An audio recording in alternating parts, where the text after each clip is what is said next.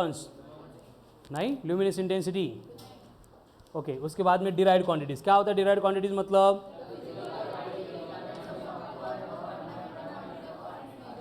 कितनी है derived quantities, लेकिन उसमें से पहले 12 क्वांटिटीज को विद डायमेंशंस हमें लर्न करना है। कौन कौन? Area, L2 volume, speed, velocity, acceleration, force, work, power, charge, potential, परमीएबिलिटी,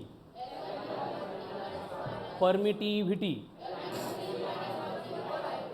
very good, ठीक है। उसके बाद में बाकी सारे फॉर्मूलेस हमें लर्न करने, जैसे kinetic energy, potential energy, torque, perpendicular distance, linear momentum, angular momentum, surface tension, force upon length, pressure, stress, force upon area, then density, mass upon volume, impulse, force into time, उसके बाद capacitance, charge upon potential, resistance, potential upon current, electric field intensity, force upon charge, electric flux, Jagtap झोपला का? सांग मग पटपट. Electric flux, magnetic induction, force upon current into length, magnetic induction, force upon current into length, magnetic induction. अरे magnetic induction, हाँ magnetic flux B into A, permittivity permeability हो गया. Then Planck's constant, joule second direct, ठीक है. Then frequency 1 upon time, angle, dimensionless, trigonometric ratio, moment of inertia, mr², radius of gyration, root of I by m. Then pressure gradient, pressure upon distance, velocity gradient, potential gradient, resistivity, RA upon L, conductivity 1 upon resistivity, ठीक है. उसके बाद में universal gravitational constant, newton metre square per kg square. Then coefficient of viscosity, F upon 6 pi RV. Then strain, dimensionless. उसके बाद refractive index, dimensionless. Then modulus of elasticity, Young's modulus, bulk modulus, modulus of rigidity. सबका formula same. क्या होता है? Stress upon and dimensions बनेंगे L-1 M1 T-2, ठीक है.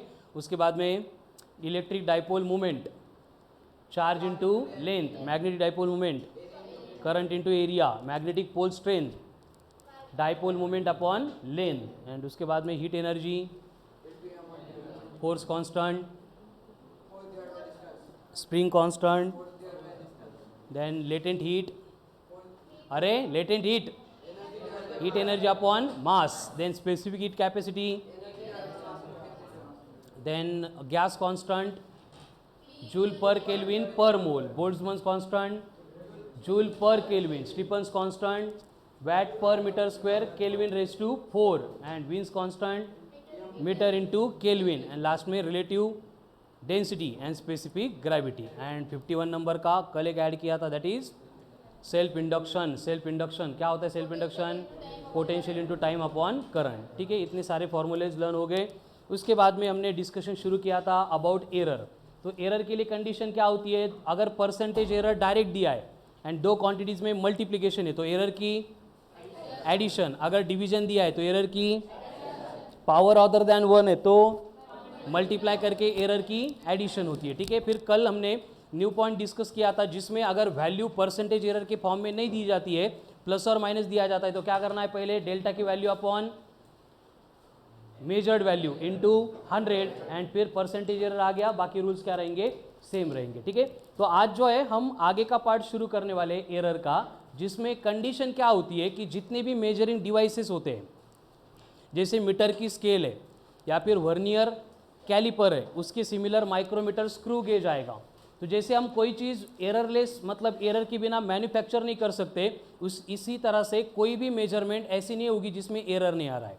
तो हर एक मेजरिंग डिवाइस वो भी फॉल्टी होता है, उसमें कंपलसरी कुछ ना कुछ एरर आता ही है, इसलिए हम क्या करते हैं उस डिवाइस में कितना एरर आएगा वो हम पहले से कैलकुलेट करते हैं। जैसे उस दिन भी मैंने एग्जांपल बोला था, स्वप्निल का वेट 10 किलो है एंड वो वेइंग स्केल पे गया और उसको शो कर रहा है 11 किलो, काय होईल? स्वप्निल खुश होईल वजन वाढलं म्हणून, ठीक है। बट वहाँ पे कंडीशन क्या होगा, 1 किलो का एरर आएगा।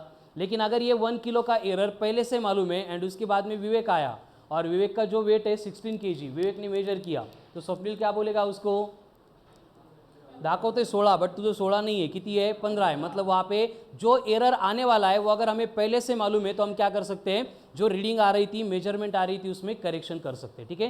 तो इस तरह का जो भी एक्सपेरिमेंटल एनालिसिस में कोई भी मेजरिंग डिवाइस होता है उसमें परसेंटेज एरर कितना आता है, इसको कैलकुलेट करने के लिए हम एक प्रोसेस फॉलो करते हैं, जिसमें सबसे पहले हमें क्या करना पड़ेगा, उस डिवाइस का यूज़ करके नंबर ऑफ रीडिंग्स लेनी पड़ेगी। जैसे कि वर्नियर कैलिपर था उस दिन, उसका यूज़ करके हम एक ही लेंथ को नंबर ऑफ टाइम्स मेजर करेंगे। जैसे मैंने यहाँ पे A1, A2, A3, A4 ऐसे 4 रीडिंग्स लिए, मतलब एक लेंथ को कितनी बार मेजर किया। अब एक्चुअल कंडीशन क्या है, एक ही ऑब्जेक्ट की 4 बार लेंथ मेजर कर रहे हैं तो वो सेम आनी चाहिए, लेकिन कभी भी ये सेम आती ही नहीं है। हर बार क्या होता है, कुछ ना कुछ डिफरेंस आता ही है। जैसे फॉर एग्जांपल पहली रीडिंग मेजर की वो 1.00 है, उसके बाद में मेजर किया तो 0.80 आ गई, उसके बाद में मेजर किया 1.20 आ गई एंड लास्ट में फिर से 1.00 आ गई। इसका मतलब एक ऑब्जेक्ट की हर बार हम जो रीडिंग ले रहे हैं वो डिफरेंट है। इसका मतलब मेजरमेंट के लिए हमने जो इंस्ट्रूमेंट, हमने जो डिवाइस यूज़ किया था उसमें कुछ ना कुछ एरर आ रहा है। तो ये एरर कितना है ये हमें कैलकुलेट करना है। तो उसके लिए हमारी फर्स्ट स्टेप होती है, जो भी हम रीडिंग यहाँ पे लेंगे, 4 ले लो या फिर 5 ले लो, उससे ज़्यादा नहीं लेना है। तो हम क्या करेंगे, पहले जितने भी ऑब्जर्वेशंस थे, जितनी भी रीडिंग थी, उनकी कैलकुलेट करेंगे मीन वैल्यू यानी एवरेज वैल्यू। अब ये मीन या फिर एवरेज कैसे कैलकुलेट करते हैं, सबकी addition divided by number of observation, यानी यहाँ पे हमें मीन वैल्यू के लिए रिलेशन मिलेगा A1 plus A2 plus A3 plus A4 divided by number of readings कितनी है, 4। जैसे कि हमारी ये 4 ऑब्जर्वेशंस थे, इसकी मीन वैल्यू कैलकुलेट करनी है तो इन सब की एडिशन करनी पड़ेगी। अब एडिशन करने के लिए हम ऐसे लिखते हैं सो दैट एडिशन थोड़ी सिंपल बन जाए। डेसिमल के नीचे डेसिमल चाहिए, ठीक है, बाकी सब कुछ करेक्ट हो जाएगा। फिर करो एडिशन, कितना आता है 4.00, यानी यहाँ पे मीन वैल्यू मेजर कर रहे हैं तो इनके एडिशन 4.00 अपॉन 4 कितना आ रहा है 1.00। मतलब जो लेंथ हम मेजर कर रहे थे उस लेंथ की मीन वैल्यू कितनी आ गई 1.00 आ गई। समझ में आ रहा है सबको हम ये क्यों कर रहे हैं, कामानित आपल्याला काही नहीं म्हणतो, ठीक है। हम जो भी मेजरिंग डिवाइस यूज़ करेंगे उसमें कुछ ना कुछ एरर आता ही है, तो हमें क्या करना है, कितने % का एरर आता है ये पहले से कैलकुलेट करके रखना है। इसलिए हमने क्या किया, उस डिवाइस का यूज़ करके नंबर ऑफ रीडिंग्स लिए। कितनी रीडिंग है यहाँ पे 1 2 3 4, मतलब 4 बार रीडिंग लिए। पहली स्टेप में क्या करेंगे, सारे रीडिंग्स की मीन वैल्यू कैलकुलेट करेंगे, ठीक है। एक बार मीन वैल्यू आ गई, उसके बाद में हमें ये मीन वैल्यू का कैलकुलेट करना पड़ता है एब्सोल्यूट एरर, मतलब डेल्टा A1, तो ये बनेगा A मीन माइनस A1। मतलब हम एज्यूम करेंगे कि मीन वैल्यू मतलब एक्चुअल वैल्यू थी और A1 A2 A3 A4 मतलब हमने जो मेजर की थी, तो इनमें कितना डिफरेंस आ रहा है उसको हम बोलते हैं एब्सोल्यूट एरर। तो उसका फॉर्मूला क्या है, delta A1 equals to A mean minus A1। अब मीन वैल्यू कितनी थी इस केस में 1 एंड A1 कितना है 1, तो 1 माइनस 1 कितना बना 0 बना। उसके सिमिलर हम डेल्टा A2 कैलकुलेट करेंगे। डेल्टा A2 क्या बनेगा, A मीन माइनस A2। अब बोलो मीन वैल्यू कितनी है, फिर से 1 एंड मेजर्ड वैल्यू कितनी है 0.80, तो 1.00 माइनस 0.80, व्हेरी गुड 0.20, म्हणजे सबट्रैक्शन यायला लागली सगळ्यांना। उसके बाद में डेल्टा A3 हम कैलकुलेट करेंगे, तो A3 बनेगा A मीन माइनस A3। अब यहाँ पे डेल्टा A मीन कितना है 1.00, A3 कितना है 1.20, तो देखो 1.00 माइनस 1.20 माइनस 0.20। लेकिन एरर की केस में याद रखना है, कहीं पे भी हम माइनस यानी सब्ट्रैक्शन नहीं करेंगे। अगर माइनस आता भी है तो हम उसको क्या करने वाले हैं, प्लस में कन्वर्ट करने वाले, इसलिए मैंने प्लस ड्रॉ किया है, ठीक है ना। कहीं पे भी अगर हमें एरर की सब्ट्रैक्शन दी जा रही है तो भी हम क्या करेंगे, एरर की एडिशन करेंगे। एरर में नेगेटिव कुछ होता ही नहीं है। उसके बाद में अगर हम डेल्टा A4 कैलकुलेट करेंगे तो A4 क्या बनेगा ए मीन माइनस A4 कितना आएगा 1 - 1 मतलब। आता ऐसे क्यों, देखो अगर मैंने यहाँ पे -0.20 को अगर प्लस कंसीडर नहीं किया तो डेल्टा A1 कितना बन रहा है 0, डेल्टा A2 कितना है +0.20, डेल्टा A3 कितना है, अगर माइनस लेंगे तो कितना है -0.20। अब इसके बाद में जो नेक्स्ट स्टेप आती है इसमें हमें कैलकुलेट करना पड़ता है एब्सोल्यूट एरर का मीन यानी डेल्टा ऑफ ए मीन। मतलब ये जो delta A1, delta A2, delta A3, delta A4 था, इनकी मीन वैल्यू कैलकुलेट करनी है, एवरेज वैल्यू कैलकुलेट करनी है। तो ये बनेगा delta A1 plus delta A2 plus delta A3 plus delta A4 divided by 4। अगर हमने यहाँ पे माइनस लिया होता तो क्या आता है आंसर, सबके एडिशन 0, 0 अपॉन एनीथिंग 0। इसका मतलब डिवाइस में एरर हम फाइंड ही नहीं कर पाते, हर बार एरर कितना बनता 0 बनता, इसलिए हम माइनस को भी प्लस कंसीडर करेंगे। पार्थ अब कितना आएगा इनका एडिशन 0.00 प्लस 0.20 प्लस 0.20 प्लस 0.00, तो ये बना 0.40 अपॉन 4, डिवीजन करेंगे कितना आ रहा है आंसर 0.10। ये क्या मिला हमें, मीन एब्सोल्यूट एरर। क्लियर है यहाँ तक। अभी इसके बाद में नेक्स्ट स्टेप होती है फोर्थ वन, जिसमें हम कैलकुलेट करते हैं रिलेटिव एरर।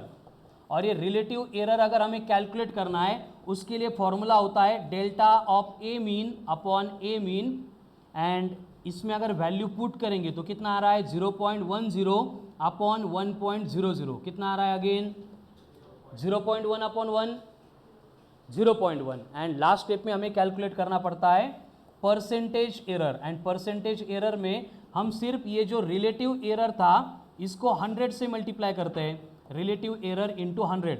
तो 0.1 को 100 से मल्टीप्लाई करेंगे 10%, यानी कि जो डिवाइस हमने यूज़ किया था उसमें हर बार जब भी हम रीडिंग लेते हैं तो कितने एरर आएगा 10% का एरर आएगा। क्लियर है। अब ये लास्ट 2 स्टेप हम लास्ट 3 डेज से यूज़ कर रहे हैं ऑलरेडी।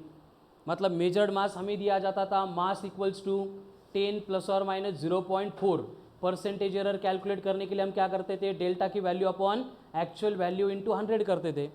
यहाँ पे वही किया है, देखो डेल्टा की वैल्यू अपॉन एक्चुअल मतलब मीन वैल्यू इंटू 100 करेंगे तो परसेंटेज एरर आएगा। क्लियर है। चलो देख लो, समझ लो और स्टेप बाय स्टेप लिख लो। आज हम इसी के ऊपर क्वेश्चन सॉल्व करने वाले हैं। बोला फोर्थ स्टेप, हां काय कळालं त्यात का, काहीच नाही कळालं। 1 कसं आलं फोर्थ स्टेपमध्ये 1 का, हे बघ फॉर्मूला काय है डेल्टा ए मीन, तो डेल्टा ए मीन यहाँ पे कैलकुलेट किया है 0.1, तो लिख दिया 0.1 अपॉन में कौन है ए मीन कितना है यहाँ पे 1, तो ये डिनोमिनेटर में आ गया 1, and anything upon 1 is anything, मतलब 2/1 2, 4/1, वैसे 0.1 अपॉन 1 0.1 हो गया।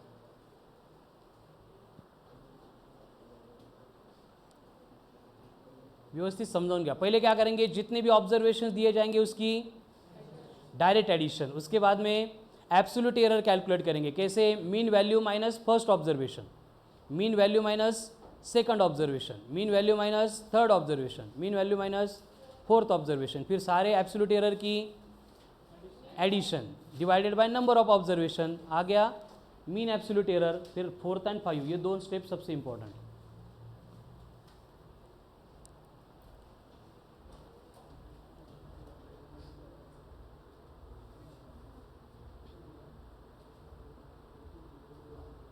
चलो आगे आंसर सबके।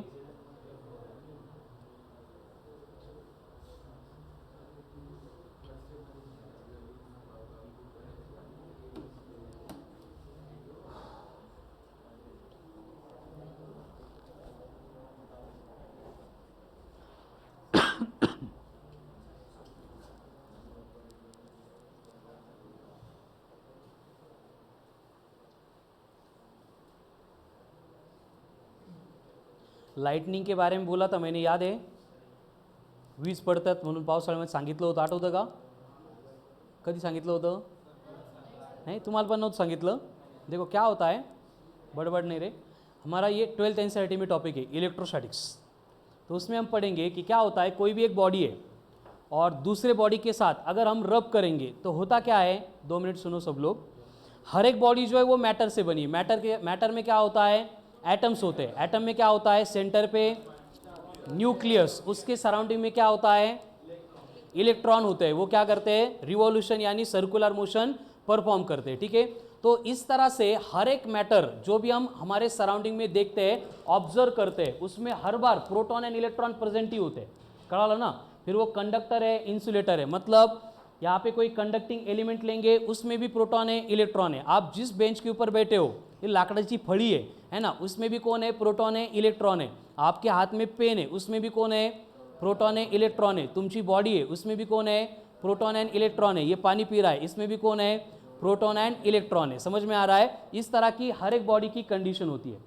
तो इस तरह से बॉडी के ऊपर जो है प्रोटॉन एंड इलेक्ट्रॉन हमेशा से प्रेजेंट होते ही है, लेकिन कभी कभी क्या होता है, दो बॉडी के इंटरेक्शन से, जैसे फॉर एग्जांपल यहाँ पे मेरे हाथ में पेन है एंड ये रिमोट है, अगर मैं इन दोनों को एक दूसरे के साथ ऐसे रब करूंगा, घासले एकमेकांना मी, तो यहाँ पे क्या होता है, इस प्रोसेस में मुझे वर्क करना पड़ता है, इनको पकड़ के ऐसे एक दूसरे के साथ रब करना पड़ता है। फिर ये वर्क डन जो हम यहाँ पे कर रहे हैं, ये क्या होता है, in terms of heat energy store होता है, थोड़ी सी हीट जनरेट होती है। एंड हीट एनर्जी प्रोड्यूस होने के बाद इस सरफेस के ऊपर जो भी एटम के सराउंडिंग में रिवॉल्व करने वाले इलेक्ट्रॉन थे, उस एनर्जी को गेन करते हैं। केमिस्ट्री में स्ट्रक्चर ऑफ एटम हो गया, नहीं हुआ, ठीक है। तो केमिस्ट्री में पहला ही टॉपिक है स्ट्रक्चर ऑफ एटम, उसमें आपको पढ़ाया जाएगा कि ये जो इलेक्ट्रॉन न्यूक्लियस के सराउंडिंग में रिवॉल्व करते हैं, इनकी एनर्जी निगेटिव होती है, मतलब उनके पास एनर्जी कम होती है, इसलिए वो न्यूक्लियस के सराउंडिंग में सर्कुलर मोशन परफॉर्म करते हैं।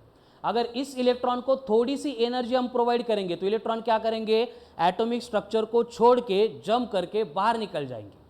तो जब हम दो बॉडी को एक दूसरे के साथ रब करते हैं, तो उस रबिंग की प्रोसेस में क्या होता है, एक बॉडी के इलेक्ट्रॉन दूसरे बॉडी के इलेक्ट्रॉन मतलब दूसरे बॉडी के ऊपर ट्रांसफर होते हैं। जैसे कि फॉर एग्जांपल इतना एक मानुस उभा है, खाली मैट है, एंड उसने अगर उसका पैर अगर मैट के ऊपर इस तरह से रब किया, तो क्या हो रहा है, रबिंग की प्रोसेस में सारे जो इलेक्ट्रॉन है मैट के ऊपर, ये इसके बॉडी में एंटर कर रहे हैं, इसके बॉडी के ऊपर एंटर कर रहे हैं। ठीक है, शॉक कसा लागतो नंतर बघू आपण। समझ में आ गया है, मतलब इसके बॉडी के ऊपर पहले इलेक्ट्रॉन थे क्या, नहीं थे। अभी क्या होगा, फ्रिक्शन की वजह से मैट के ऊपर के इलेक्ट्रॉन जो फ्री हो गए, जंप करके इसके बॉडी में आ गए, एंड इसकी बॉडी पूरी इलेक्ट्रॉन से भर गई। अगर ये अब जाके किसी मेटल को इस तरह से टच करेगा तो क्या होगा, इसको शॉक लगेगा। ये हिवाळ्यामध्ये विंटर सीजन में आपने भी एक्सपीरियंस किया होगा, अगर परफेक्टली इंसुलेटिंग स्पोर्ट्स शूज है पायामध्ये, एंड अगर हम प्लास्टिक पे चेयर पे बैठे थे या फिर जो सोफा होता है वहाँ पे अगर बैठे, थोड़ा सा हाथ वगैरह जर अपन रब केला, वहाँ से उठ के अगर सडन किसी को हाथ टच कर रहे हैं दूसरे को, या फिर डोर ओपन करने के लिए डोर के हैंडल को टच कर रहे, तो क्या होता है, शॉक लागतो। सांगता येत नाही, बट आपल्याला कळतं झटका लागला म्हणून। ठीक है, तो वो क्यों होता है, उसमें सेम प्रोसेस इन्वॉल्व होती है, बट ये विंटरमध्येच होतं, उन्हाळ्यात होत नाही, हिवाळ्यात होत नाही का, याचं रिझन नंतर आपण बघू। तो लाइटनिंग होती है, मतलब क्या होता है, वीज पड़ते, उसमें क्या होता है, जो क्लाउड्स है, क्लाउड कळतं, वेरी गुड। जो क्लाउड्स होते हैं वो किससे बने हैं, वाटर वेपर से, मतलब उसमें भी कौन है, H2O है। तो ये क्लाउड जब हवा में ट्रैवल कर रहे हैं, तो दो क्लाउड क्या करते हैं, एक दूसरे के साथ रब करते हैं, एंड इस रबिंग प्रोसेस में जैसे यहाँ पे हुआ था वैसे वर्क डन होता है, हीट एनर्जी प्रोड्यूस होती है, दोनों क्लाउड के इलेक्ट्रॉन अपने अपने एटम को छोड़ के जंप करके बाहर निकलते, और निकलने के बाद आके रास्ते में उनकी टक्कर हो जाती है। ठीक है, एक दूसरे के साथ कोलाइड होते हैं, एंड इस कोलिजन के प्रोसेस में उनकी जो काइनेटिक एनर्जी थी वो अगेन हीट में डेवलप होती है, एंड ये कोलिजन इनका चलता रहता है, इसलिए लाइटनिंग दिसते आपल्याला, है ना, खूब मोटा लाइट फ्लैश पड़तो म्हणून। फिर ये लाइटनिंग मतलब क्या होता है, स्ट्रीम ऑफ इलेक्ट्रॉन होती है। क्या होती है, मतलब सारे इलेक्ट्रॉन कंबाइन हो गए, इतने ज़्यादा नंबर ऑफ इलेक्ट्रॉन कंबाइन होते हैं, इतना हाई पोटेंशियल वहाँ पे डेवलप होता है। जैसा आपल्या घरामध्ये जो अपन लाइट यूज़ करते हैं, इसका पोटेंशियल है 230 वोल्ट, कितना है, 230 वोल्ट। जो लाइटनिंग फॉर्म होती है, उस लाइटनिंग को फॉर्म होते टाइम इलेक्ट्रॉन जो कंबाइन हो गए, उनका पोटेंशियल होता है of the order of 10⁻⁶ volt. कळतं का, 230 वोल्ट लागल्यानंतर आपल्याला 2 दिवस सुधरत नाही। वो कितना पोटेंशियल है, 10⁻⁶ वोल्ट। 10⁻⁶ कळतं का, 10⁻⁴ मतलब 10, 10⁻�2 मतलब 100, 10⁻³ मतलब 1000, 10⁻⁴ मतलब 10,000, 10⁻⁵ मतलब 1,00,000 वोल्ट। इतना हाई पोटेंशियल होता है लाइटनिंग का। एंड हमारी जो अर्थ होती है उसका पोटेंशियल होता है 0 वोल्ट। कितना होता है? तो जैसे एक नेचर का बेसिक रूल है, कोई भी अगर एनर्जी है, टेंडेंसी है, उसको ऑलवेज क्या करना होता है, हाई से लो के टुवर्ड्स फ्लो होना होता है. जसं हिवाळ्यात आपल्याला थंडी वाजते, का बरं असते म्हणून वाजते का? असं नसतं. ठीक है, हमारी बॉडी बनी है जो कांस्टेंट टेम्परेचर मेंटेन रखती है 37 डिग्री सेल्सियस पे. समझ में आ रहा है? तो विंटर में होता क्या है कि सराउंडिंग का टेम्परेचर 22 डिग्री सेल्सियस इतना लेस होता है, कम होता है. हमारी बॉडी का टेम्परेचर कितना है?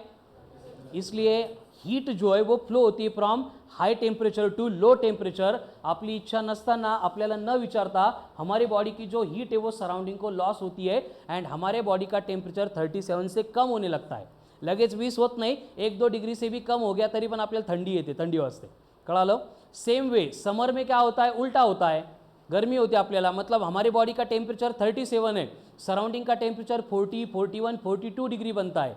इसलिए सराउंडिंग की हीट हमारे बॉडी में एंटर करती है. उसी तरह से ये इलेक्ट्रिक करंट होता है, इलेक्ट्रॉन होता है, इनकी टेंडेंसी होती है इसको हाई पोटेंशियल से लो पोटेंशियल में ट्रैवल करना है. क्या करना है? इसको हाई पोटेंशियल से लो पोटेंशियल में ट्रैवल करना है. इसलिए जैसे लाइटनिंग फॉर्म हो गई आकाशामध्ये, उसको एज अर्ली एज पॉसिबल क्या करना है? अर्थ में घुसना है. समझ में आ रहा है? लेकिन प्रॉब्लम क्या होता है, देखो क्लाउड से लेके अर्थ तक बिटवीन कौन है? एयर. क्या है? इंसुलेटर है. क्या है? एयर इंसुलेटर है. लेकिन इंसुलेटर में से करंट फ्लो होता है क्या? नहीं फ्लो होता है. इसलिए ये लाइटनिंग का हाई पोटेंशियल एयर को आयोनाइज करता है. क्या करता है? आयोनाइज करता है. मतलब एयर में फ्री आयंस जनरेट करता है एंड उस एयर के मीडियम में से ये lightning with very high speed earth के टुवर्ड ट्रैवल करने लगती है. लेकिन एयर के मीडियम में उसकी जो स्पीड है वो कम होती है, ती आवडत नाही लाइटनिंगला, बट ऑप्शन नसतो म्हणून लाइटनिंग एयर में से ट्रैवल करती है. लेकिन जब अर्थ के सरफेस के क्लोज लाइटनिंग आ गई, उसके बाद क्या होता है, लाइटनिंग ऑप्शन ढूंढती है कि अगर एयर के कंपैरिजन में दूसरा कोई मीडियम मिल गया जिसकी हाइट ग्राउंड से थोड़ी सी ज़्यादा है, जो मुझे अर्थ के सरफेस तक जल्दी से लेके जाए, उस मीडियम से ये लाइटनिंग ट्रैवल करने का ट्राय करती है. कळालं? तो इसलिए क्या होता है, देखो सिटी में, शहरामध्ये लाइटनिंगमुळं कधीच कोणी जात नाही. असं कधी ऐकलं का शहरामध्ये 3 कुत्र्यासह 2 मांजरी ठार लाइटनिंग पडल्यामुळं सिटीमध्ये? ऐकलं का? शहरामध्ये कधीच घडत नाही, बट इन रूरल एरियाज है ना, मेनी टाइम्स ह्या घटना होत असतात. आज यांच्या घरी झाली, बरोबर? माहीत नाही तुला? ठीक है, दे सोडून. ठीक है, तो ऐसे लाइटनिंग का जो पार्ट है वो रूरल एरियाज में होता रहता है. तो प्रॉब्लेम क्या होता है, सिटीत पडत नाही आणि गावाकडं पडतात. त्यांना काय गावाकडं खूप आवडतं असं आहे का? हिरवगार असलं की बरं वाटतं, ऐसा कुछ है क्या? क्या रीज़न है फिर? सिटी में क्या होता है, जो बिल्डिंग्स होती है उनकी हाइट ट्री के कंपैरिजन में ज़्यादा होती है. एंड हर एक बिल्डिंग के टेरेस के ऊपर जाके देखेंगे तो ये जो कॉलम है, इस कॉलम में से रॉड जो है आयरन के ऊपर तक निकाले जाते हैं. तो उससे क्या होता है, लाइटनिंग अगर हमारे बिल्डिंग के ऊपर फॉल हो गई तो ये रॉड में से कंडक्ट होके डायरेक्ट ग्राउंड तक जाती है. म्हणजे आपल्याला कळत पण नाही आपल्या बिल्डिंगवर पडली होती. लेकिन वही अगर ग्रामीण भागामध्ये, रूरल एरिया में अगर हम देखेंगे तो वहाँ पे बिल्डिंग की हाइट ट्री के कंपैरिजन में कम होती है. इसलिए क्या होता है, लाइटनिंग को मालूम नहीं है कि ट्री कंडक्टर या इंसुलेटर है. उसको क्या ढूंढना है, बस कोई ऑब्जेक्ट ऐसा चाहिए एयर को छोड़ के जो अर्थ में जल्दी लेके जाए. इसलिए ग्रामीण भागामध्ये काय होतं, लाइटनिंग झाडावर पडते. त्यामुळं पावसाळ्यामध्ये झाडाखाली पाऊस पडत असताना कधी थांबायचं नाही. हे घरचे तुम्हाला सांगत असतील, बट आता तुम्ही पण घरच्यांना सांगा. कळालं ना? उसके बाद अगर ऑप्शन ही नहीं है, नॉर्मली पाऊस पडतोय, आपल्याला दुसरं काही म्हणजे पावसापासून वाचायला काही नसलं, आजूबाजूला झाड असलं तर आपण झाडाखाली जातो, तर ते अवॉइड करायला सांगा. सरळ अगर पाऊस पडतोय आणि कुठंच आपल्याला जात येत नाही तर कानाला हात लावून झोपून राहा. कळालं ना? म्हणजे छोटं छोटं गवत वगैरे काही जरी असेल ना ऑब्जेक्ट, त्याच्यापेक्षा आपली हाईट कमी असली पाहिजे ग्राउंडवरून, म्हणजे आपल्या अंगावर वीज पडणार नाही. हे सबसे इम्पॉर्टंट प्रिकॉशन आहे. कळालं ना? आणि झाडावर जर पडली, आपण झाडाखाली असलो की डायरेक्ट कार्यक्रमच है. ठीक है, तो छोड़ दो. तो एक इंसिडेंट सुना मैंने मॉर्निंग में, इसलिए लाइटनिंग रिलेटेड ये बात बोल दी. चलो कम टू द पॉइंट. कौन सा पॉइंट चल रहा है हमारा? एरर का. Come to the error. हो गया था लिख के? माहित नहीं तुला?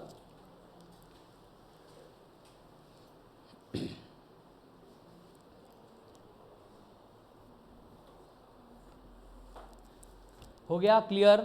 लिख लिया क्या सब लोगों ने? लिखा का? चलो. हो. लिया पटपट।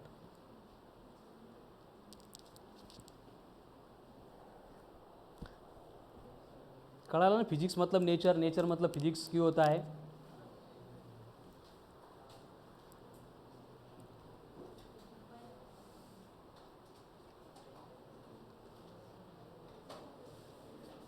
ओम बड़बड़ न करो। चलो नेक्स्ट केस, फिर से कोई तो डिवाइस दिया है और उसका यूज़ करके हमने मेजरमेंट किए और मेजरमेंट के बाद कुछ रीडिंग्स आई थी, लिख लिया कि ये ठीक है, परत मी देतो लिहायला। और ऑब्जर्वेशन ये थे 4.00, 4.20, 3.80 एंड 4.00। और आपको कैलकुलेट करना है कि गिवन डिवाइस का यूज़ करके परसेंटेज एरर कितना आएगा। लिख लो पहले वैल्यूज़। A1 है 4.00, A2 है 4.20, A3 है 3.80, A4 है 4.00।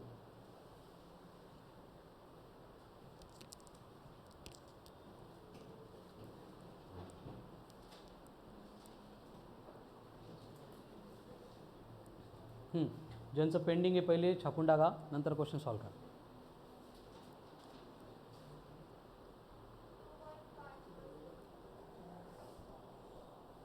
No wrong. परसेंटेज एरर कैसे, स्टेप बाय स्टेप। पहले कैलकुलेट करनी है मीन वैल्यू। कैसे कैलकुलेट करेंगे, सबके addition divided by number of readings. कितनी नंबर ऑफ रीडिंग्स है, 4। पहले मीन वैल्यू कितनी आएगी, मीन वैल्यू बोलो। मीन वैल्यू के लिए इनको ऐड करना पड़ेगा। देखो 4 + 4 + 4 + 4 कितना आ रहा है, 16.00 अपॉन नंबर ऑफ रीडिंग्स कितनी है, 4। तो 16/4, 4, वेरी गुड। तो ये बनेगा 4.00 मीन वैल्यू। सबका करेक्ट है यहाँ तक। उसके बाद में हम एब्सोल्यूट एरर कैलकुलेट करते हैं, डेल्टा A1। क्या फॉर्मूला है, मीन वैल्यू माइनस A1। अब मीन वैल्यू कितनी है, 4.00, A1 कितना है 4.00, कितना आ रहा है एरर, 0.00। उसके बाद में कैलकुलेट करना है डेल्टा A2। अब डेल्टा A2 बनेगा मीन वैल्यू माइनस A2। अब मीन वैल्यू वही है 4.00, A2 कितना है 4.20। तो अभी 4.00 माइनस 4.20 माइनस 0.20, लेकिन माइनस हम लेते नहीं, मतलब कितना लेना पड़ेगा, 0.20। उसके बाद में डेल्टा A3 इक्वल्स टू क्या बनेगा, मीन वैल्यू माइनस A3। अब मीन वैल्यू कितनी है, 4 माइनस 3.80 कितना बनेगा, 0.20। डेल्टा A4 क्या बनेगा, ए मीन माइनस A4। ए मीन कितना है 4, A4 कितना है 4, कितना बनेगा 0.0। हो गया, सबके क्लियर है ये एब्सोल्यूट एरर। आगे क्या करना है, अब एब्सोल्यूट एरर का मीन, यानी फॉर्मूला होगा delta for a mean equals to delta A1 delta A2 plus delta A3 plus delta A4 divided by 4। अब इनमें वैल्यू पुट करनी है, कितनी आती है इनकी एडिशन, 0.40 अपॉन 4 कितना आएगा डिवीजन, 0.10। इसके बाद में हम कैलकुलेट करेंगे relative error, but relative error की जगह पे डायरेक्ट परसेंटेज एरर कैलकुलेट किया तो भी चलेगा। क्या होगा परसेंटेज एरर का formula, delta A mean upon A mean into 100। अब डेल्टा ए मीन कितना है 0.10, ए मीन कितना है 4.00 इंटू 100 करना है। अब 0.10 इंटू 100, 10/4, तो 2.5% इतना एरर आ रहा है गिवन इंस्ट्रूमेंट की मेजरमेंट। कोणाकोणाच करेक्ट होतं, सेम होतं, बरं बाकी ज्यांचं चालू आहे अजून, महेश चला करा पटपट।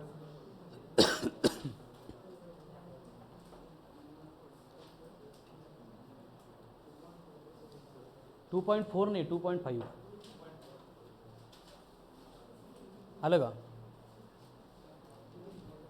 निहाल, समझा अभी। चलो अब आगे का क्वेश्चन करो डायरेक्टली पटपट। सेम वे आपको ऑब्जर्वेशन जो थे यहाँ पे प्रिंट करके दिए, 10.80, 10.00, 9.20, 10.00 और हमें कॅल्क्युलेट करना आहे पर्सेंटेज एरर. आता प्रत्येकाचं करेक्ट यायला पाहिजे, फक्त ॲडिशन आणि डिव्हिजन आहेत. फॉर्म्युला तो मालूम हो गया सबको.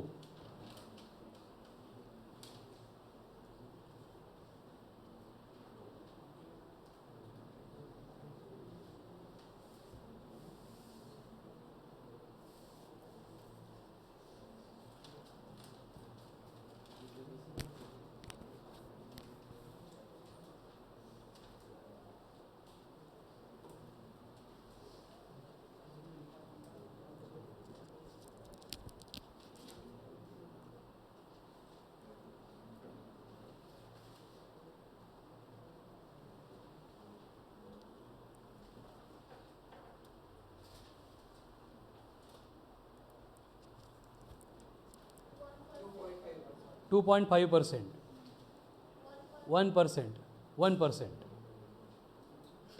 बघा ॲडिशन आणि डिव्हिजनमध्ये मिस्टेक करू नका.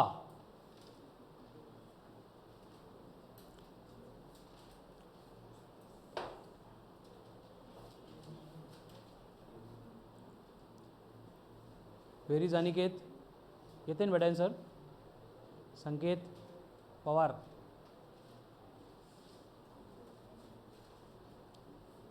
संकेत अक्कोलकर. 4%, 1%, 2.5% अँड 4%.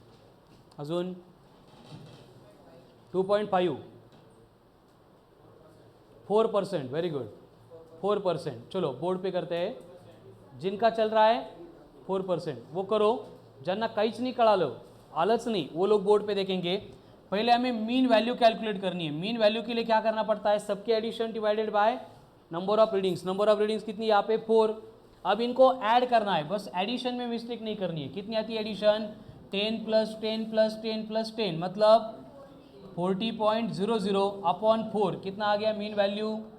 10.00. ये कितने लोगों का करेक्ट था? साक्षी नहीं, सबका करेक्ट है. तुषार करना आता ये. चलो वेरी गुड. उसके बाद में क्या करना है? डेल्टा की वैल्यू कैलकुलेट करनी है. कैसे कैलकुलेट करेंगे? डेल्टा A1 बनेगा मीन वैल्यू माइनस A1. अब मीन वैल्यू 10 है, A1 कितना है? 10.80. माइनस आएगा लेकिन हम प्लस ही लेंगे. कितना आएगा? 0.80. उसके बाद में डेल्टा A2 ये बनेगा mean value minus A2. Mean value 10 है, A2 10 है, कितना आएगा? 0.0. डेल्टा A3 कितना आएगा? Mean value minus A3. अब मीन वैल्यू 10 है, A3 कितना है? 9 मतलब कितना आएगा? फिर से 0.80. अब डेल्टा A4 कितना आएगा? Mean value minus A4. A4 0.0 आएगा. अब इसके बाद में क्या करते हैं हम? एब्सोल्यूट एरर की मीन वैल्यू मतलब मीन एब्सोल्यूट एरर क्या बनेगा? Delta A mean. अब इनकी एडिशन करनी है, कितनी आएगी? 0.8 + 0.8 1.6 मतलब ये बनेगा 1.60 अपॉन कितनी नंबर ऑफ रीडिंग से? 4. तो 1.60 अपॉन 4 0.4. ये हो गई मीन वैल्यू. अब मीन वैल्यू आ गई. अब डायरेक्ट परसेंटेज एरर कैलकुलेट करना है. क्या है formula? Delta of mean value upon mean value into 100. अब डेल्टा ऑफ मीन वैल्यू कितनी है? 0.4. मीन वैल्यू कितनी आई थी? 10 इंटू 100. अब 1 0 कट होगा. 0.4 इंटू 10 का 1 का 2.5 4%. तो जिनके 4% नहीं आ रहे इसका मतलब डायरेक्ट एडिशन रॉन्ग हो गई. कोणाकोणाचं होतं 4%? पार्थ छोड़ के. तू 1% सांगितलं होतं नाही का? नाही, ते सूरज होता 1%. Good, very good. हो गया लिख के? आंसर ही आया तो लिख के हो गया. Next question.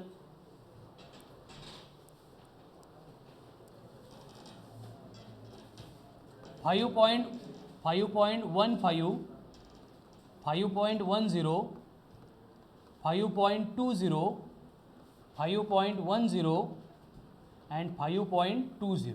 1 2 3 4 5. अब कितनी रीडिंग्स है? 5. चलो सेम प्रोसेस फॉलो करके कैलकुलेट परसेंटेज एरर.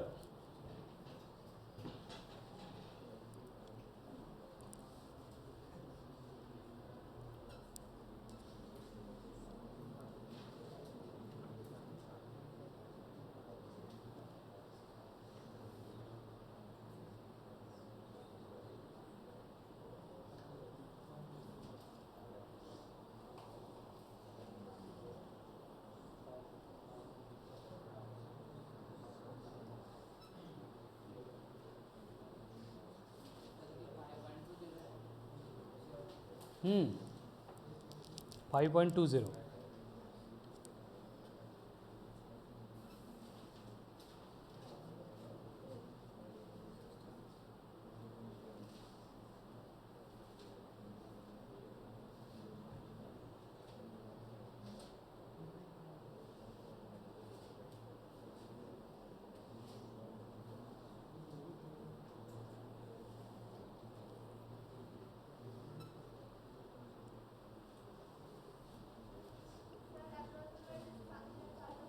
ॲप्रॉक्सिमेट चालतं पण थोडं ॲप्रॉक्सिमेट पाहिजे. 1.4 फक्त 1%. 1.96 से तो वो 2 हो जाएंगे. 0.96 से तो 1%. चलिए थांबलेलोच आहे बेटा मी काय करतोय मग. 4.1%. Very good. 1 विनया.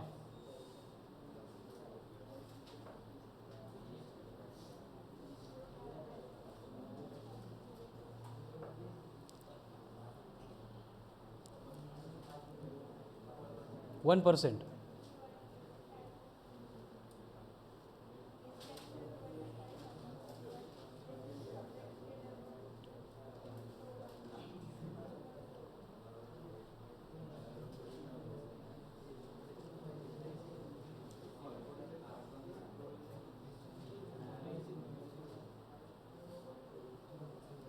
स्वामी आंसर 1%. चलो अब बोर्ड पे सॉल्व करेंगे. आ गए बेटा. कितना है? नहीं सूरज 1%. संकेत नहीं. अरे एडिशन करायची फक्त. देखो फॉर्मूला तो सबको याद है ना. पहले क्या करना है, सबकी एडिशन डिवाइड बाय 4 या 5. यहाँ पे नंबर ऑफ रीडिंग्स 5 है तो 5. तो इनकी एडिशन कितनी आती है पहले 30, 50, 60, 75. 5 म्हणजे 25.75 बरोबर. डिवाइड बाय कितना है 5. 5 का टेबल आता है सबको. Very good. तो कितना आएगा डिवीजन 5.15. Very good. ये हो गई मीन वैल्यू. अब मीन वैल्यू आ गई. आगे क्या करना है डेल्टा A1. क्या होता है delta A1? A mean minus A1. Mean value 5.15. A1 5.15 कितना आएगा 0. Delta A2 mean value minus A2. Mean value 5.15. A2 कितना है 0.05. Very good. उसके बाद में delta A3 mean value minus A3. Mean value कितना है 0.05. प्लस माइनस दोनों को प्लस ही लेना है. ठीक है. उसके बाद में delta A4 mean value minus A4 5.15 minus 5.10 0.05. And last में डेल्टा A5 क्या होगा मीन वैल्यू माइनस A5 0.05. यहाँ तक क्लियर है सबको. अब इसके बाद में क्या निकालना है एब्सोल्यूट एरर की मीन वैल्यू यानी डेल्टा A मीन. इसमें सबकी एडिशन करनी है 5 + 5 + 5 + 5 0.20 divided by number of readings 5 कितना आता है 0.4 नहीं 0.04. अगर 2/5 होता तो 0.4. ये 0.20 मतलब 0.4. अब कैसे निकालेंगे परसेंटेज एरर डेल्टा की value upon mean value into 100. अब डेल्टा कितना है 0.04. मीन वैल्यू कितनी है 5.15 इंटू क्या है 100. अब 0.04 इंटू 100 4. तो ये बन रहा है 4/5. 5.15 मतलब 5. तो कितना आएगा डिवीजन 4/5 0.86%. 86 कहाँ से ये 0.15 छोड़ दिए थे तो अगर लेते तो 0.8 से बड़ा आता. जो नंबर पसंद है वो ले लिया मैंने. ठीक है 0.86%. 1% वाले तुमचं 0.96 आलं होतं तरी पण करेक्ट आहे. Very good. ते रॉंग आहे बेटा. देखो एड करना सीधा सीधा क्या है अगर 4/5 लेंगे तो 0.8 आ रहा है. डिनोमिनेटर 5 से बड़ा है तो डिवीजन क्या होगी बड़ी होगी या छोटी होगी छोटी होगी. म्हणजे फक्त सूरजचं बरोबर आहे बाकी सगळ्यांचं रॉंग आहे. कितना होगा ये 0.70 के आसपास होगा परसेंट. छोटी हो जाएगी ना, नंबर बड़ा हो रहा है मतलब 0.70. बरं, ही लास्ट स्टेप सोडून द्या. याच्या अगोदर इथपर्यंत किती लोकांचं करेक्ट आहे? सगळ्यांचं. हे डिव्हिजन आहे, सोडून द्या, नाही आलं तरी चालतं. 10 वर्षात नाही आला आता काय. ठीक आहे, चला नेक्स्ट. सेम क्वेश्चन है. आपको 5 रीडिंग्स दी है. 100, 100.50, 100.00, 100.50 and 101.00. 1 2 3 4 4 ऑब्जर्वेशंस है. Calculate percentage error in the measurement. Last के डिवीजन में बस अप्रोक्सीमेशन लेना है, नियर बाय नंबर को राउंड अप करना है, बाकी छोड़ दो.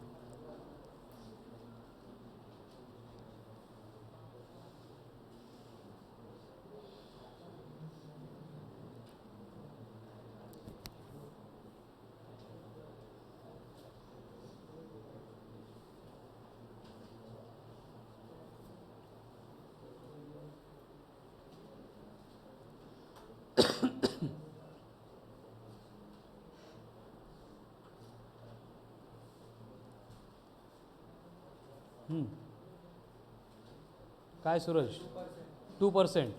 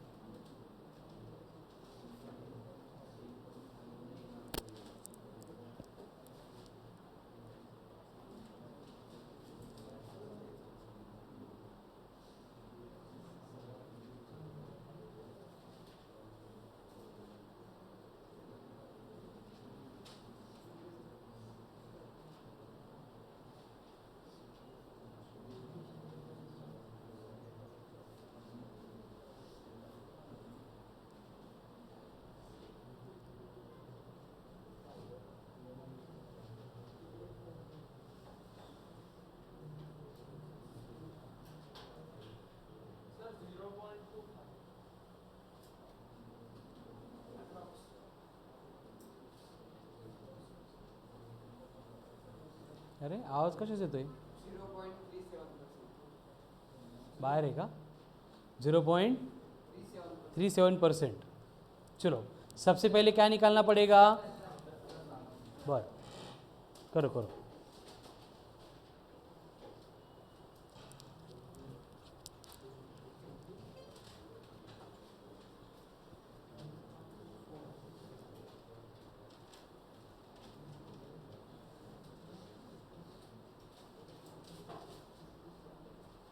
लगा 5%. अप्रॉक्सीमेशन लिया है ना, चलेगा. 24, 0.05. पहले बोलो मीन वैल्यू कितनी आएगी? ए मीन सबके एडिशन करनी है. 50 + 50 100 म्हणजे कितना आएगा? 1 2 3 4 402.00/4. यहाँ तक क्लियर है सबका? अब डिवीजन आएगी, कितना आएगा बोलो? 100.05 असं आलंय का मीन व्हॅल्यू सबका? पार लास्टला घेतलं ना, पण इथं तर आलंय ना. तो डेल्टा A1 कितना आएगा? 105, मतलब ये 50 है. तो 150 माइनस 150 0.00.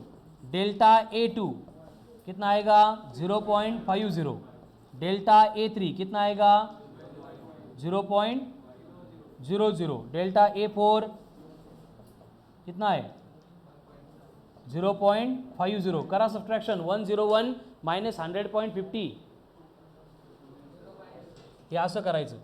101.00 माइनस 100.50. तो 10 माइनस 0 10 माइनस 5 कितना आएगा फिर? 100.50. तो उनकी सब्ट्रैक्शन कितनी आ रही है? 0.50. ये क्लियर है सबकी वैल्यूज़? अब इसके बाद में इनका मीन निकालना है. कितना आएगा?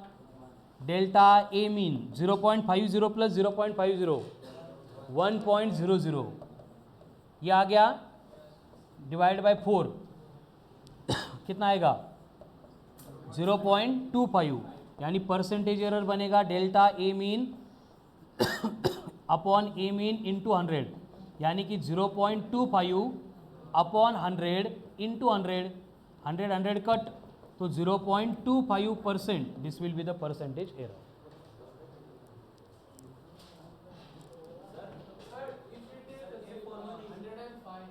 हाँ 100.50 है, बट इससे क्या होगा 0.24 का 0.23 0.24 आएगा.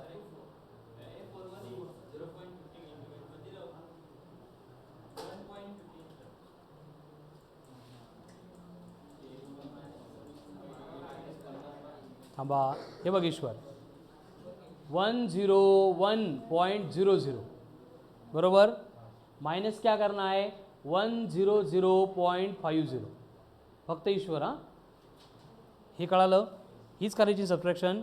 हाँ 0 माइनस 0, वेरी गुड.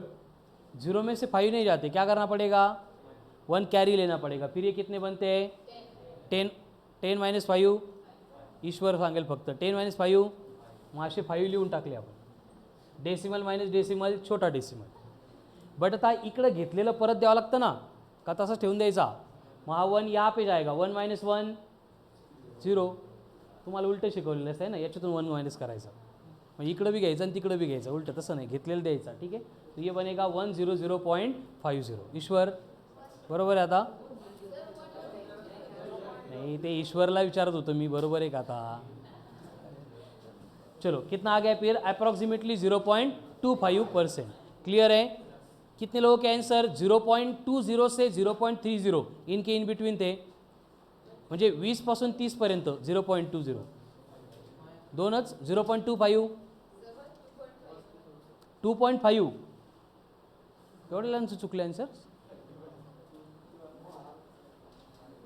मी काय म्हणतोय की हे फायनल आन्सर किती आलं 0.25. तर किती लोक असे आहेत की ज्यांचं आन्सर याच्या जवळपास होतं, रेज युअर हँड्स. जवळपास म्हणजे कसं 24 25 26 27, मग किती होतं स्वामी 0.35, जरा जास्तच जवळ होतं. Mahesh 24, very good. चलो नेक्स्ट क्वेश्चन. अगर आपको रीडिंग्स दिए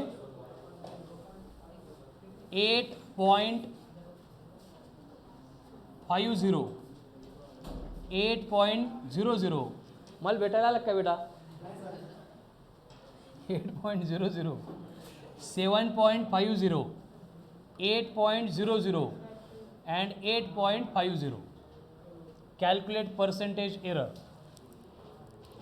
कितनी रीडिंग से आप 5.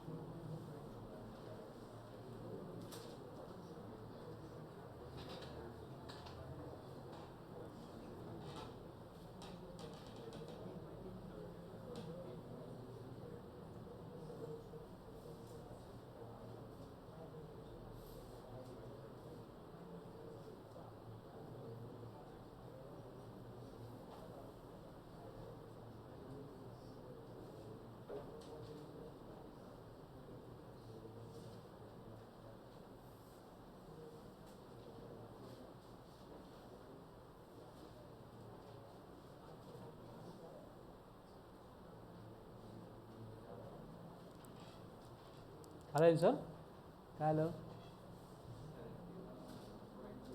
31 अपॉन 0.25 31.25%.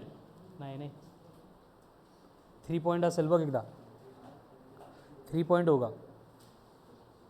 देखो बहुत सारे लोगों को कैलकुलेशन में डिफ़िकल्टीज़ है, ठीक है ना. तो कैलकुलेशन में हमें एक एक्स्ट्रा लेक्चर लेना है कैलकुलेशन के ऊपर बस. बट सगळ्यांच्या टायमिंग मॅच झाली त्या टायमिंगला. 22.2 व्हेरी गुड. 4% very good. चलो बोर्ड पे ध्यान दो. 3.40. पहले क्या करना है, मीन वैल्यू कैलकुलेट करनी है. कैसे कैलकुलेट करते हैं mean value? Very good, correct. सबकी एडिशन करनी पड़ेगी पहले. क्या आएगी एडिशन?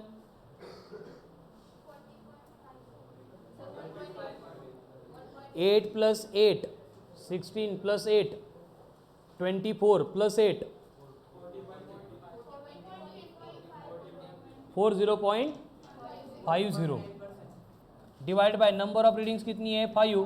तो इनका डिवीजन कितना आएगा 8.10. 8.10. उसके बाद में क्या निकालना है एब्सोल्यूट एरर. तो डेल्टा A1 कितना होगा 8.10 माइनस 8.50 0.40. डेल्टा A2 कितना होगा 0.10. डेल्टा A3 कितना होगा 0.60. डेल्टा A4 कितना होगा 0.10. डेल्टा A5 कितना होगा 0.40. अब इनका मीन निकालते हैं डेल्टा ए मीन. करो एडिशन 40 10 105 1.1 1.2 1.60. नंबर ऑफ रीडिंग्स कितनी है 5. तो कितना आएगा 0.32. अब परसेंटेज एरर के लिए क्या फॉर्मूला है delta A mean upon A mean into 100. अब डेल्टा ए मीन कितना है 0.32. मीन वैल्यू कितनी है 8 इंटू क्या करना है 100. तो अप्रॉक्सीमेटली 4%.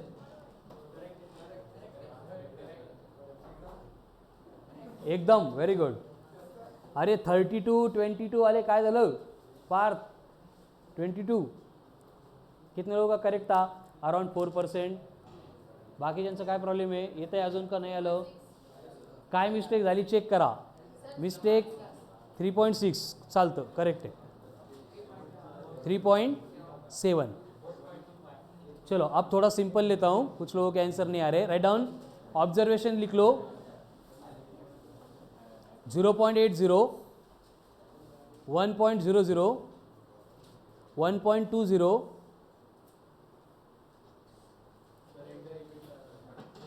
नाही लिहूनच देतो. हे काय लिहायला खूप अवघड असतात हे नंबर. 0.80 1.00 1.20 1.40 1.00 बस बस.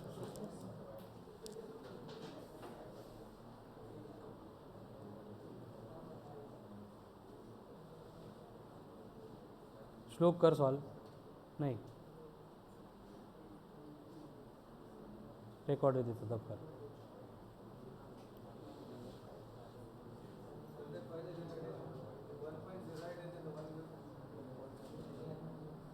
त्याला नाही घ्यायचं ते लास्टला घ्यायचं अप्रॉक्सिमेशन. तू जर ए मीनलाच घेतलं तर सगळ्या व्हॅल्यू चुकून जातात.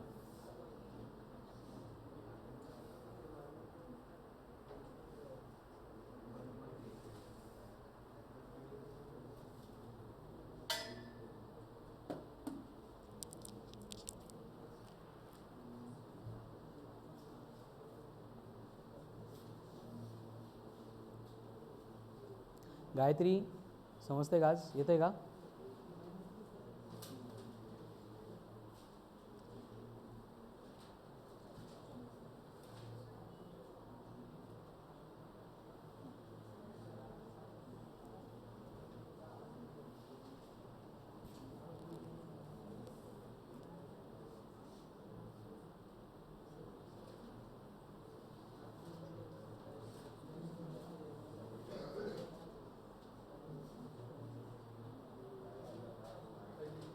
% 32%.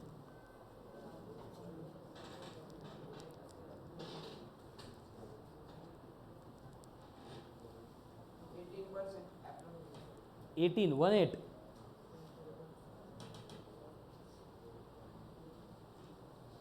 देखो पहले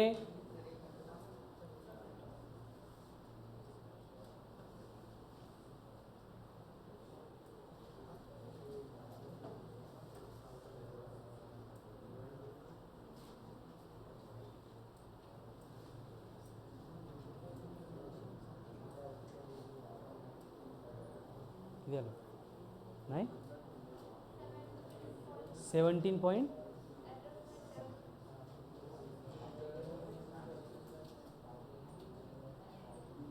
हर्षल आला आहे का हर्षल इराळे नाही आला हर्षल नाव घेतल्यावर लपतो का बरं बेटा मी म्हणून सांग आला काय सर हां काय म्हणतोय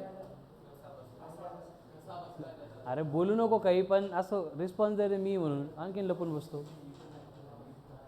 चलो बोर्ड पे ध्यान दो पहली स्टेप में क्या कैलकुलेट करना है मीन वैल्यू कैसे कैलकुलेट करेंगे एडिशन करके कितना आएगा एडिशन 5.40 5.40 अपॉन कितना है 5 कितना आएगा डिवीजन 1.08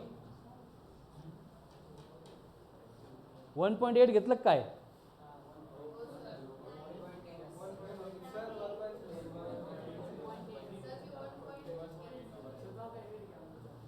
कोण येतो 8 घ्या येडाबिड झाला काय तू उद्या म्हणशील 10ला 100 घेऊन टाका 1.8 किती लोकांनी घेतलं होतं रेज युअर हँड्स और बहुत बड़ी तादाद है फिर ये तो बेटा डिवीजन आहे नाही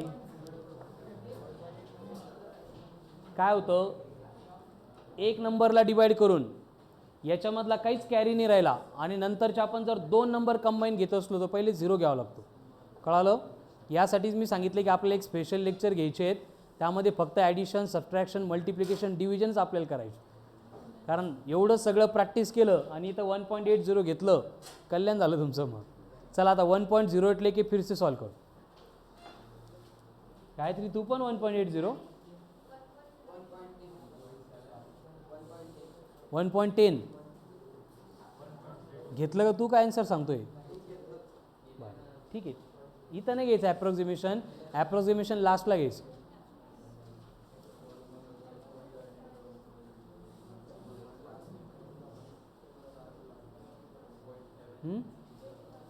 80% 18 का हां मग करेक्ट आहे व्हेरी गुड मला वाटलं 80 इन्स्ट्रुमेंट फेकून द्यावं लागेल मग 1.5 कोण आहे ईश्वर व्हेरी गुड बेटा रॉंग सचिन किती आहे सांगणंच बंद केलं आन्सर काय भानगड आहे अरे चालेल चुकीच काय होतं 1.3 चलो ये 1.08 आ गया अब डेल्टा की वैल्यू कैलकुलेट करेंगे बोलो डेल्टा A1 कितना है 1.08 minus 0.80 0.28 delta A2 1.08 minus 1.00 delta A3 1.08 minus 1.20 0.12 delta A4 0.32 delta A5 0.08 अब बाद में इनका मीन लेना है डेल्टा A मीन करो addition 0.28 plus 12 40 plus 40 80 88 0.88 divide by readings कितनी है 5 करो डिवीजन आता डायरेक्ट रूल आपले कारण इथं कॅरी येतात ना किती येईल 0.1 कितने बचे 3 7 उसके बाद 6 0.176 लेकिन देखो हमारे जो ऑब्जर्वेशन थे डेसिमल के बाद में 2 प्लेसेस थे इसलिए थर्ड प्लेस को हमें क्या करना पड़ेगा राउंड ऑफ करना पड़ेगा तो 0.176 को राउंड ऑफ करके बनता है 0.18 अब ये परसेंटेज एरर कैलकुलेट करने के लिए delta A mean upon A mean into 100 delta A mean कितना है 0.18 ए मीन कितना है 1 इंटू कितना है 100 तो approximately 18% this will be the percentage 1.3 वाले 1.4 वाले कुठं अडकले होते 3013 एवढा नाही गोळ व्हायला पाहिजे 16 17 18 नहीं राउंड अप करना पड़ेगा क्यों करना पड़ेगा जो डिवाइस हम यूज़ कर रहे हैं वो 2 डिजिट तक ही रीडिंग दे रहा है इसको राउंड अप करना ही पड़ेगा ठीक है चलो अब सोपं एकदम लास्टला, सचिन बडबड नाही, एकदम सोपं. ठीक आहे, राईट डाऊन. 0.80. हर्ष लिहिता येईल का? लिहून देऊ? लिहून देऊ का? लिहिता येईल असं? 0.80, 1.00.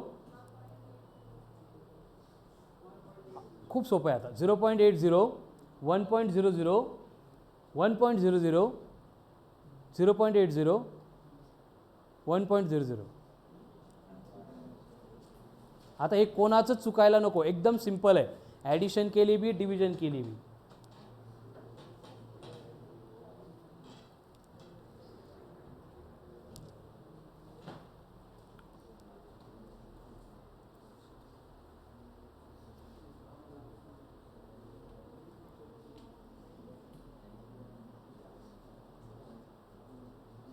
आला आन्सर?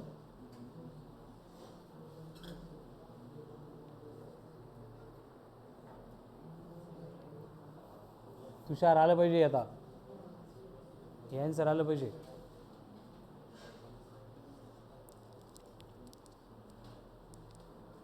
आलं? येतं आहे ना?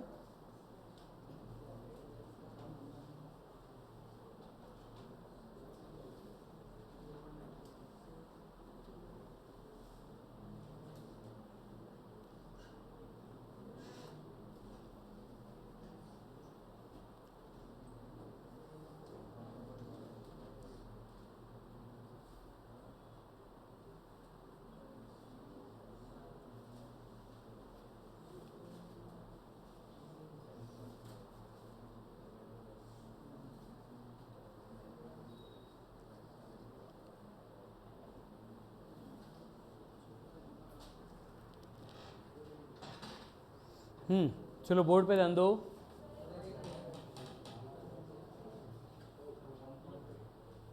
वन 1.3. पहले बोलो रीडिंग क्या क्या बोला था? 0.80, 1.00. परत 1.00 आहे का? 1.00, बाद में 0.80 एंड 1.00.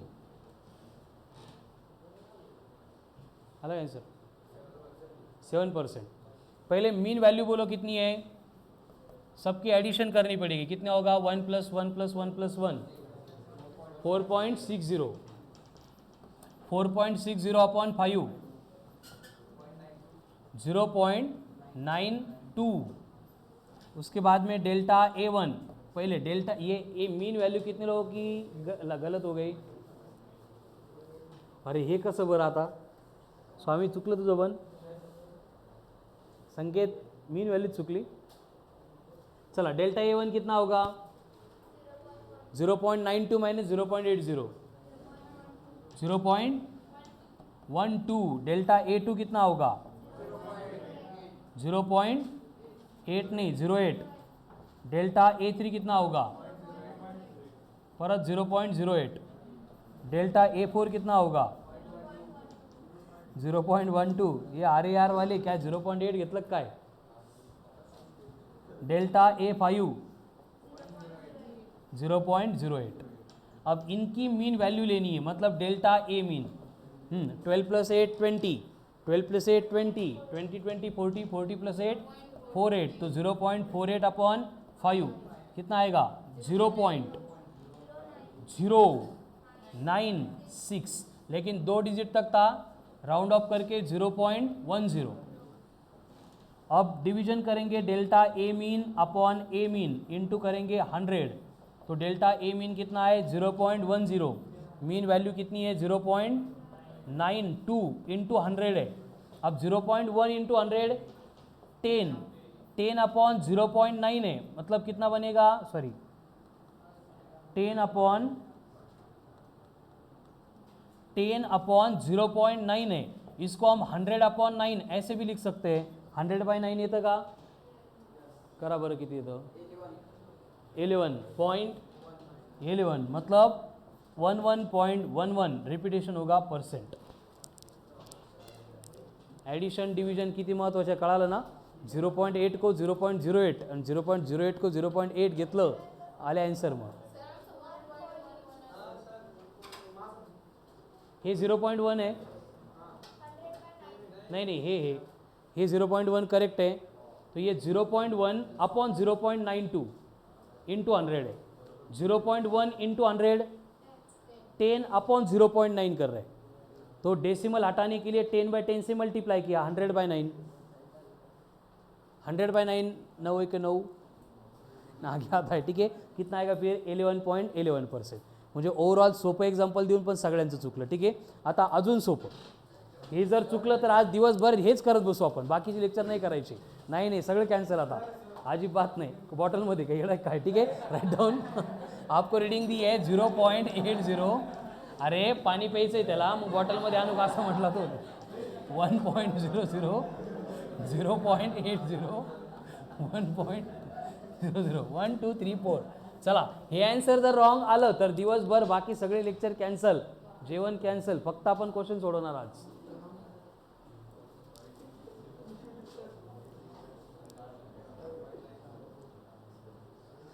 पण अशी गरज नाही पडणार. हे सगळ्यांचं करेक्ट येणार आहे.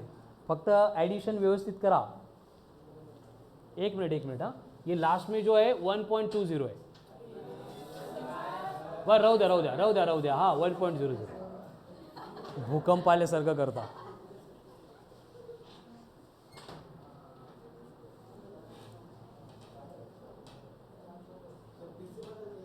फिर से बोलो कि वैल्यू हे राहू द्या, नवीन वैल्यू घ्या.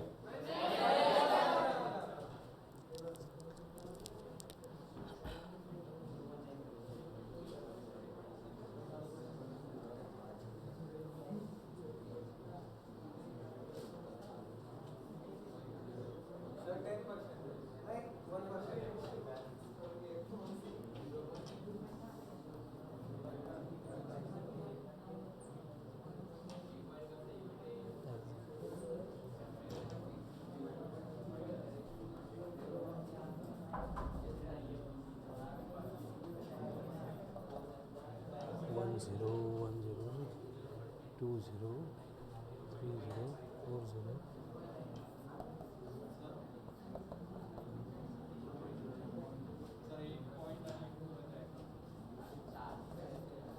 परत 11% येते का? 11.11 चेक करो. मीन वैल्यू कितनी है? 0. डेल्टा ए मीन कितना है? 0.10. परसेंटेज एरर कितना आ गया? 11%. कितने लोगों का आ गया आंसर? बाकी सॉल्व करता है. Very good. करा. ठीक आहे. ज्यांना हे नाही कळालं किंवा काहीतरी मध्येच गोळ झाला आहे त्यांसाठी आता सगळ्यात सोपं. 1.00 0.80 1.20 1.00. हे जर चुकलं तर लगेच स्कूलला व्हिजिट द्या तुमच्या. कसं काय पास केलं म्हणा मला. ये एग्जाम्पल देखो, ये गलत नहीं होना चाहिए. आप ये गलत हो गया तो आजच सार्थक जाऊन आला. मला वाटतं सार्थक स्कूलमध्ये जाऊन आला ना.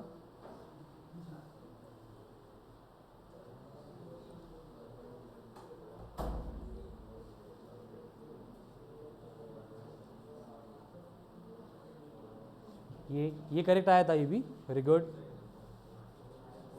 शिकला आता यश. ही करेक्ट है.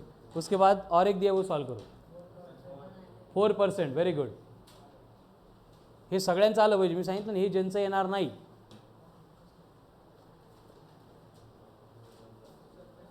पहिलेच आलं 11%. गुड.